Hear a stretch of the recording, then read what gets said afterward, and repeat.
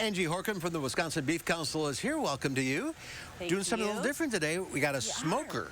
I brought a portable smoker with me. I didn't know there was such a thing. So I usually feel like I'm bringing everything in the kitchen sink. Now I am. I brought a portable smoker. So how does this work? Well, so this is a pellet smoker. So you can buy different flavors of wood pellets and put in, and it's electric, so you plug it in.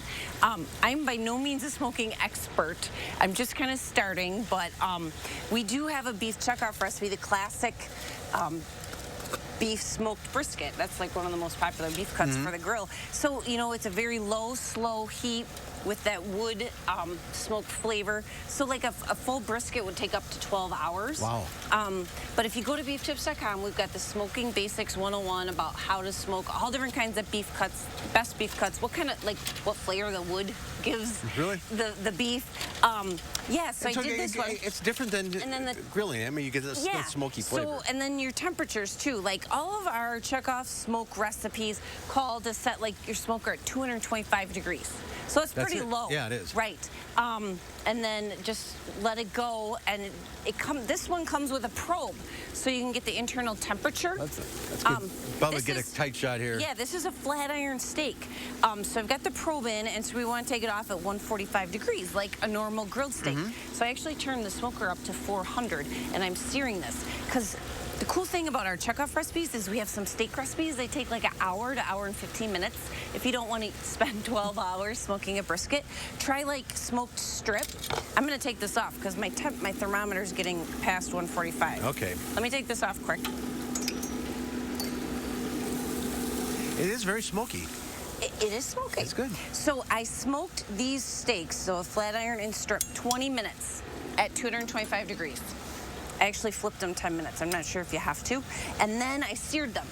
So you can finish them on a smoker if it sears, or finish them on a grill or cast iron pan, or broil them however you want. So really, it doesn't take very long at all. And these strips I just rubbed with paprika, salt and pepper, and then I'm going to put them on a bed of greens. What we got here? Yep.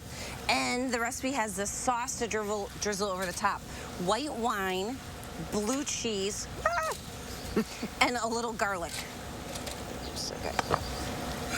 It's super delicious. Kind of rich. You don't need a lot.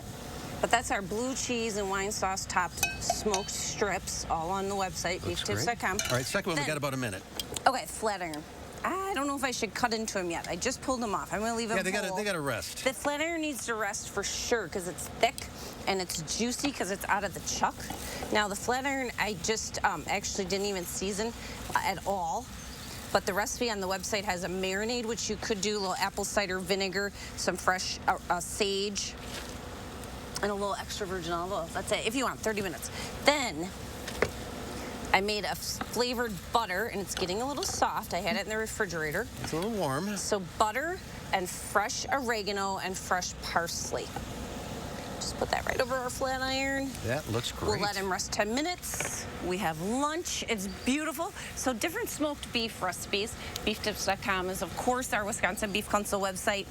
You'll find all these recipes, plus a link to our beef smoking basics. Just some tips on how to do it and what to do? Yeah. So if you're not a seasoned professional like me, go to the website, check it out. We try and make it super easy. All right, Ange, thank you.